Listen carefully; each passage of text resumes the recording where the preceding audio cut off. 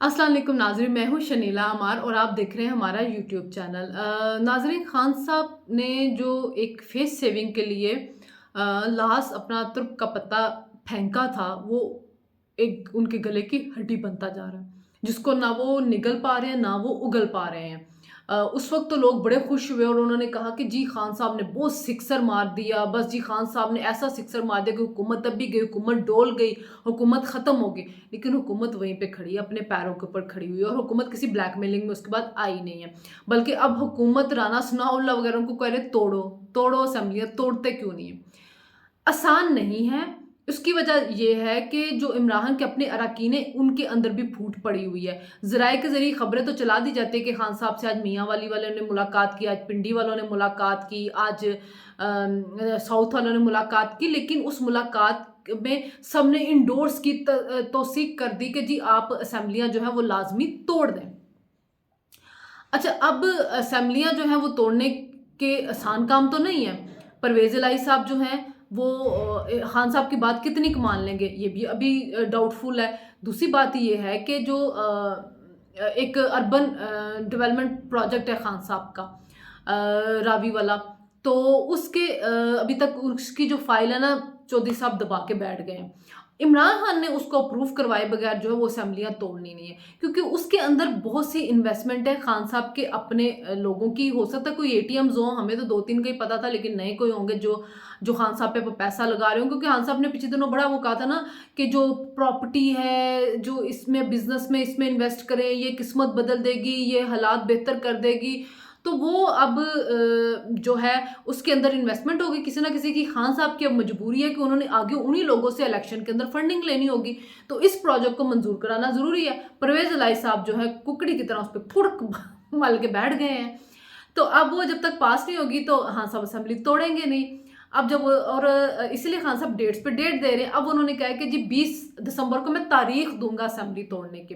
कभी कहते हैं पहले पंजाब की तोड़ी जाएगी, फिर खैबर पख्तूनख्वा की, तो ये खैबर पख्तूनख्वा वाले इसलिए कह रहे हैं कि पहले पंजाब की तोड़ें, पता नहीं परवेज़ इलाही तोड़ता है कि नहीं तोड़ता, फिर हम खैबर पख्तूनख्वा की तोड़ेंगे।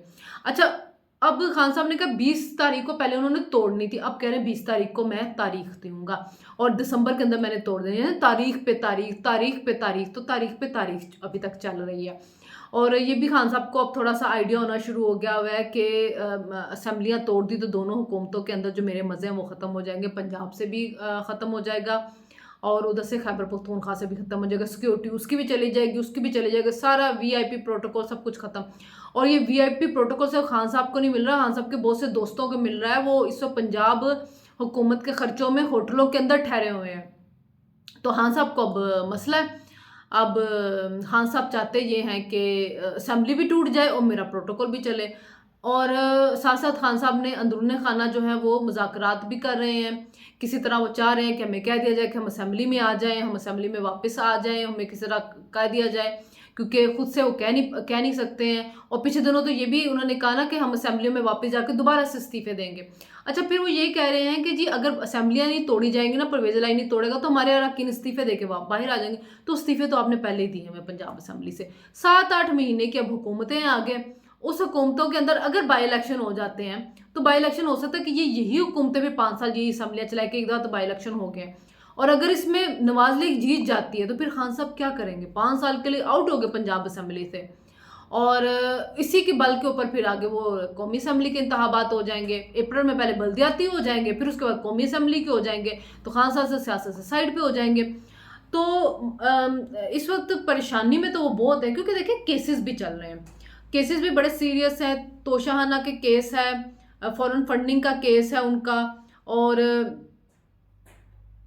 टेरियन व्हाइट वाला जो केस है वो भी चल चुका हुआ है। और खान साहब उस केस को लेके ज़्यादा संजीदा है कि अगर टेरियन व्हाइट वाले केस के अंदर मुझे नाअहल कर दिया गया तो बड़ा मसला बन जाएगा, क्योंकि वो एक बड़ी एम्बैरेसमेंट है। अब कैलिफ़ोर्निया की अदालत ने तो खान साहब के खिलाफ फैसला दे दिया हुआ है और कह दिया हुआ है कि वो उनकी बेटी है। अब पाकिस्तान की अदालत मानती कि नहीं मानती। पहले अतहर मिनुल्लाह साहब ने तो इस केस को डिसमिस कर दिया था कि ये उनका ज़ाती मामला है, लेकिन अब टेकअप कर लिया गया और खान साहब से जवाब भी माँग लिया गया हुआ है।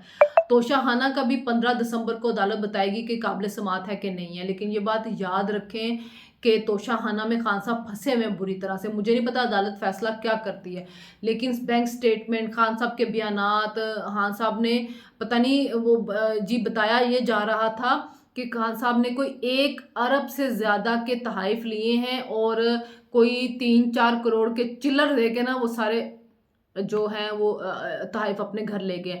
अच्छा, जो नूर आलम हैं वो जो पब्लिक अकाउंट्स कमेटी के चेयरमैन हैं, उन्होंने कहा जी पिछले 5 साल के सारे जो तोशाखाना के तोहफ़े का ना रिकॉर्ड लेके आएँ कि आर्मी चीफ को कितने मिले, नेवल चीफ को कितने मिले, जजेस को कितने, मतलब सबका रिकॉर्ड आना चाहिए और पता चलना चाहिए। तो अब देखिए जब सामने आएगा पता चलेगा कि किसको क्या मिलता रहा, किसने क्या-क्या इसके साथ घपला किया है, क्योंकि सबने इसको माले मुफ्त समझ के दिल बेरहम की तरह इसको बड़ा लूटा हुआ है। तो पाकिस्तान वैसे वाहिद मुल्क है जिसको इसको लूटा बहुत से लोगों से जा रहा है। सियासतदान तो बदनाम ही किए होते हैं, वैसे बहुत से और लोग हैं जो इसको लूट रहे हैं और बहुत ज़्यादा लूटते हैं। तो लेकिन फिर भी ये मुल्क चल रहा है और अल्लाह का शुक्र है कि अभी तक चल रहा है और अल्लाह मेरे मुल्क को डिफ़ॉल्ट होने से बचाए। लेकिन आजकल जो पीटीआई के लोग हैं, अगर आप उनसे मिलें तो उनकी ख्वाहिश एक ही होती है कि किसी तरह ये मुल्क जो है डिफ़ॉल्ट कर जाए। तो वो खुलेआम कह रहे थे डिफ़ॉल्ट करेंगे ना तो फिर उनको पता चलेगा। मुझे समझ नहीं आती कि ये कैसी मोहब्बत है आपकी इस मुल्क के साथ कि आप किसी एक पार्टी की मोहब्बत में मुल्क को डिफ़ॉल्ट होता होता देखना चाहते हैं। दुआ तो आप ये करें कि अल्लाह मेरे मुल्क को सलामत रखो। जो भी आए अच्छा आए, इस मुल्क के लिए सोचने वाला आए। और इलेक्शन का प्रोसेस चलता रहेगा तो जो नहीं काम करेगा वो आउट होता जाएगा। और खान साहब जो है ना वो कल तो धमकियाँ देने पे आ गए थे कि अगर मुझे नहीं लेके आते आप तो मैं इतना इंतजार फैलाऊँगा कि मुल्क डिफ़ॉल्ट कर जाएगा।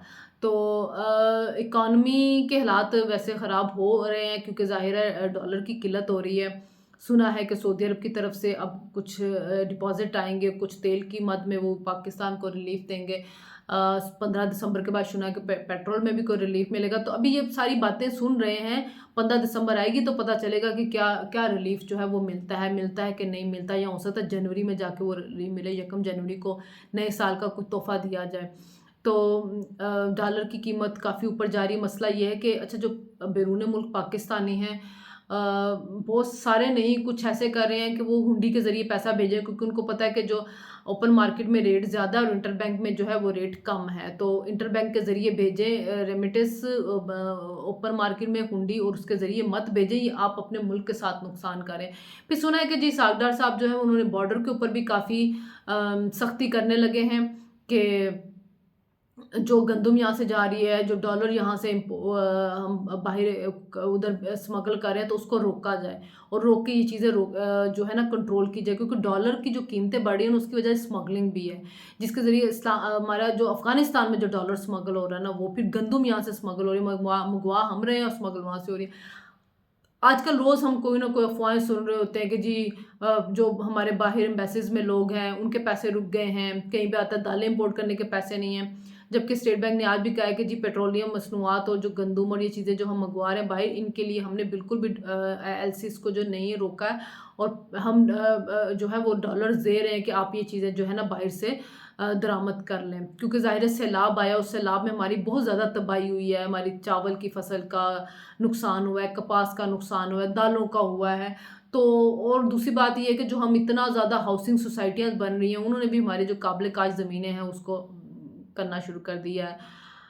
ख़राब, मतलब वहाँ पे हाउसिंग सोसाइटियाँ बन रही हैं और काबिल काश ज़मीनें जो हैं वो ज़ाया हो रही हैं। लेकिन सुना है कि चाइना अब पाकिस्तान के साथ कोई जो ग्रीन मंसूबा है शुरू करने लगा है, जिसमें ये कि वो ऐसी तमाम ज़मीनें जो बंजर पड़ी है वहाँ पे आके वो शुरू करवाएँगे काश्तकारी वग़ैरह और फसलें वग़ैरह, तो उससे जो है वो चीज़ें जो हैं वो बेहतर होनी शुरू होंगी।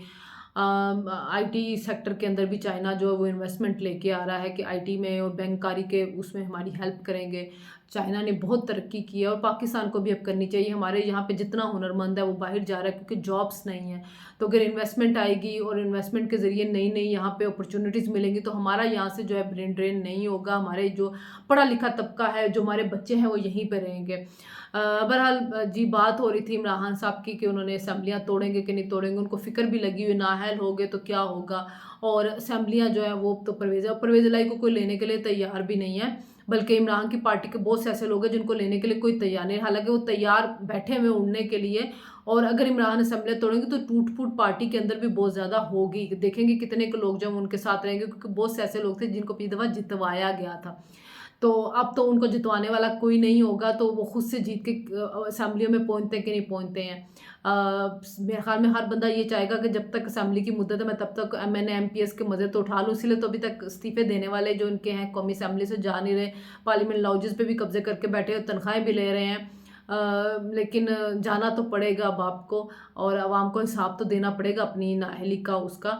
आप लोग ज़रा मुझे ये बताएँ कि जो परवेज़ इलाही है, ये खान साहब को वाक़ई धोखा दे रहा है या ये खान साहब की बात मान लेगा? कमेंट करके ज़रूर मुझे बताना है। तो हमारे चैनल को सब्सक्राइब कीजिएगा, लाइक कीजिएगा और शेयर कीजिएगा। अल्लाह हाफ़िज़।